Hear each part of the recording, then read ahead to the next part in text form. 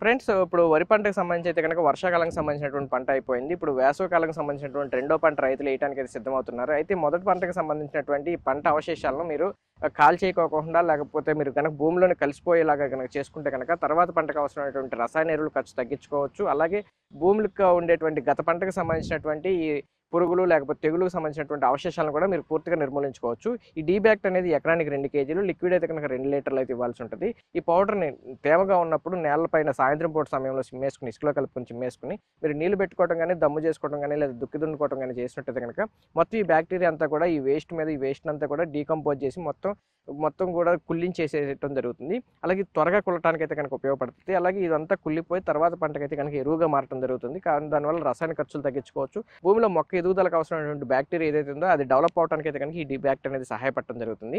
ఇది కేజీ వచ్చేసి రూ. 350, లిక్విడ్ అయితే కనుక లీటర్ రూ. 400 పడుతుంది. స్క్రీన్ మీద కనపడుతున్న నెంబర్ మీరు కాల్ చేసి డీబ్యాక్ట్ ఆర్డర్ చేసుకున్నట్టయితే కనుక మీ పంట వ్యర్థాలు అయితే మీరు కుళ్ళించుకోగలుగుతారు. వీడియో నచ్చి లైక్ చేయండి, షేర్ చేయండి. Thank you.